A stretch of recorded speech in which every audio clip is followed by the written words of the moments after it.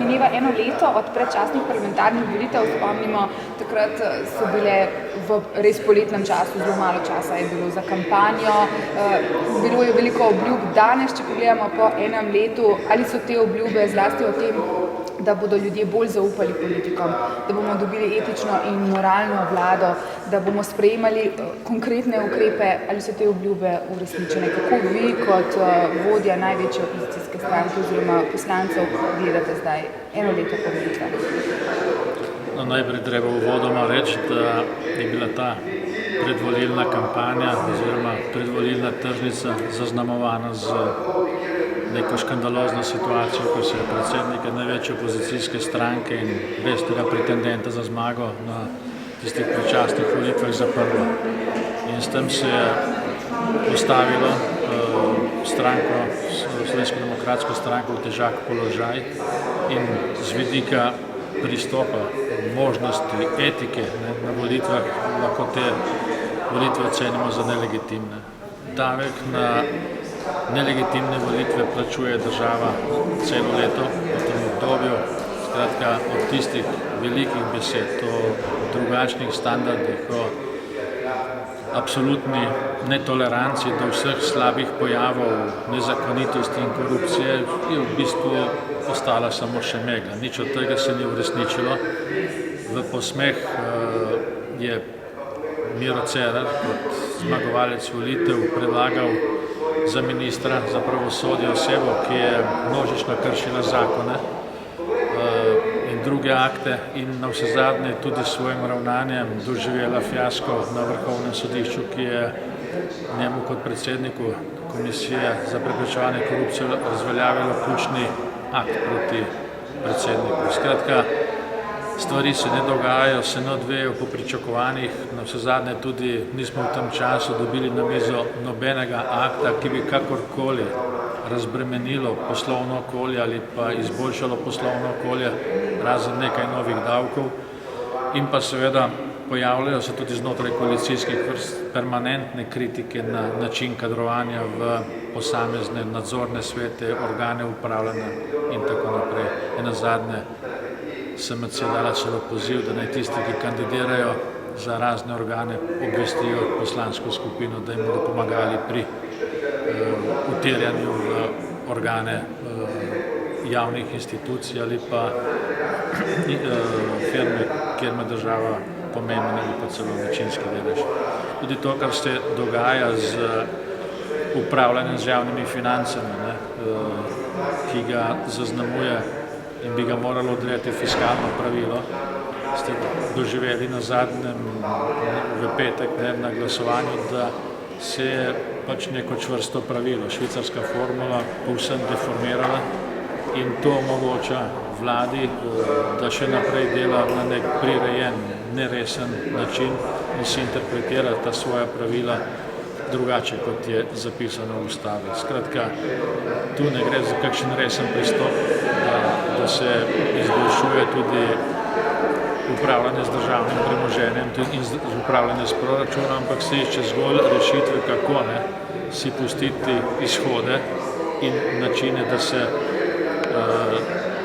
upravlja proračun tako, kot se je v preteklih obdobjih vseh let. Spomnimo se različnih rešitev, ki so se jih posluževali od skrajševanja odhodkovnega dela proračuna do podaljševanja prihodkovnega dela proračuna do mnogih drugih manipulacij, pretiranega zadolževanja. Skratka, vlada Mira Cerarja se je dovolila, da je s to svojo odločitvijo izničila tudi ustavno določilo, ki je bilo sprejeto tudi z visoko stopnjo soglasja. Tudi to, kar se dogaja z upravljanjem, z državnim premoženjem, to obravnavamo ravno danes, kaže na to, da so si nekateri vrhunski politiki, tudi ministri, vzeli zakup nekatere odločitve glede razvrščanja naložb med strateške, pomembne in portfeljske. In tu neke kolizije interesov enostavno ni možno niti izključiti. Skratka, ne delujemo po švicarsko, zato tudi Slovenija bo težko postala neka nova Švica ali pa Švica na tem delu prostora, ampak se deluje naprej po balkansko. Zdaj, vi ste oblikovali vlado v senci. To sicer ni prvič, ker ste bili v opoziciji, ste jo načeloma zelo hitro po volitvah oblikovali. Prvak vaše stranke pa je že pred časom nekako napovedal, da ne verjame, da bo ta vlada zdržala do konca. Koliko časa ji dajete vi? No, doživeli smo prvo leto vlade Mira Cerarja. Če bi hotela uresničiti mandat, ima še 3 leta, vendar glede na to, kako se dogajajo spremembe v ministrski ekipi, kakšna so nasprotja znotraj ministrske ekipe in glede na to, da smo sedaj v situaciji, ko katerakoli od koalicijskih strank, manjših strank, odigra šah z največjo koalicijsko stranko, je težko pričakovati, da bo ta vlada lahko sprejemala resne, odgovorne in za državo potrebne rešitve, kajti že pri zadnjih odločitvah glede fiskalnega pravila, glede recimo tudi glede strategije se vidi, da je vpliv in da so interesi teh malih strank izjemno veliki in determinirajo tudi so nadaljnjo pot. Težko napovem, da je v prihodnosti se bodo zgodile spremembe, je pa za pričakovati, da se bodo skoraj zagotovo, bodisi v smislu na mestu predsednika vlade, lahko pa tudi glede strukture koalicije. Torej, v takšni sestavi vlada po vašem mnenju do konca mandata ne bo zdržala? Mislim, da bo težko zdržala, čeprav tudi ta možnost ni izključena, kajti kar zadeva vodenje vlade in upravljanje, bodo najbrž tudi kakšni drugi interesi, ki ovladujejo vse te leve vladne koalicije, tisti, ki jo določale, kdaj bo, če bo primeren čas za razpust vlade oziroma za nove predčasne volitve. Če bi bili na oblasti vi, lahko z enim stavkom poveste, s čim bi se lahko vi po enem letu od volitev pohvalili, seveda, če bi bili na oblasti?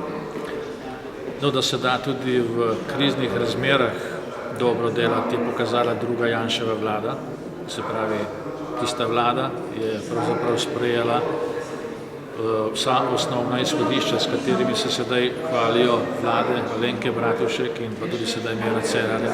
Gre za zakon o državnem holdingu, o slabi banki. Sprejeli smo ustavne spremembe, pripravili ustavne spremembe glede referenduma in glede fiskalnega pravila, ki fiskalno pravilo takrat ni moglo biti sprejeto, ko smo imeli vlado, ampak se je to zgodilo takoj po prvem obisku nove predsednice vlade v Bruslju. In sprejeli smo zakon o uravnoteženju javnih financ. To se pravi, da se je vlada Janeza Janše kljub močnim javnim pritiskom zavezala, da bo ravnala v smeri racionalizacije državne uprave in tudi izboljšave javnofinančnega stanja v tem kriznem obdobju. In v bistvu vlade, ki so zdaj, to se pravi vlada Alenke Bratušek in vlada Mira Cerarja, kritikam, kako in na kakšen način smo posegli v to financiranje v javnih financah, to se pravi s tem zakonom o uravnoteženju javnih financ, ta zakon ponavljajo in je tudi ta zakon ključen, ki ga navajajo v vseh teh letnih poročilih v Bruslju za stabilizacijo javnih financ. Drugih ukrepov pa ne predlagajo. Ne spomnim se kakršnega koli drugega ukrepa, ki bi šla v smeri vitke države in pa racionalne distribucije stroškov iz državnega proračuna. Kaj pa najbolj zamerite premierju Cerarju v tem enem letu, tudi če gledamo njegove predvolilne obljube? Miro Cerar je po mojem zelo dvolična oseba.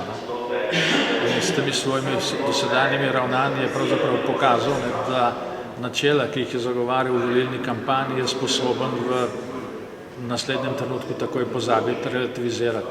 In tu imate vrsto dokazov, da se to dejansko dogaja. Vsa ta njegova načela glede spoštovanja pravne države, glede spoštovanja zakonov, glede nepopustljivosti do korupcije in ostalih slabih dejanj so zvodenela v nekaj trenutkih. Kajti, ko je predsednik vlade dejal, da je treba pač korupcijo ocenjevati po teži, ne pa absolutno, je povedal vse. In dejansko tako tudi ravnal vseh dosedanjih primerov. Ne izvaja zavez, ki so zapisane v koalicijski pogodbi, še manj pa tiste, ki jih je govoril v kampanji. Če bi imeli predčasne volitve, o katerih govorite, in če bi vi dobili možnost sestavljanja vlade, ali v trenutni podobi parlamenta sploh vidite katero od strank še kot potencialne partnerice SDS-a? Vsaj pri zadnjem vprašanju, pri spravi, pri pokopu ste se kar precej glasno, bom rekel, vendarle razšli tudi z Novo Slovenijo. No, zdaj, kar zadeva zakon o dostojnem pokopu, ne, težko se znebiti občutka, da to ni del trgovine za fiskalno pravilo. Drugo vprašanje, ki se pojavlja, je pa predvsem to, zakaj potrebujemo poseben zakon za žrtve, ki so bile pomorjene. Če pogledamo situacijo, ne, v vsakem trenutku, ne, ko se najde neko žrtev nekje, ne, na neki lokaciji, se sproži sodno-medicinski postopek, obdukcijski postopek, in če se ugotovi, da je bila žrtev, ki je bila najdena žrtev kriminalnega dejanja, steče tudi preiskovalni postopek. Ni jasno, zakaj mora biti v teh preiskavah dejanj drugih umorov, ne, drugih pobojev, to drugače. Ker velja en zakon in postopki so vsi definirani.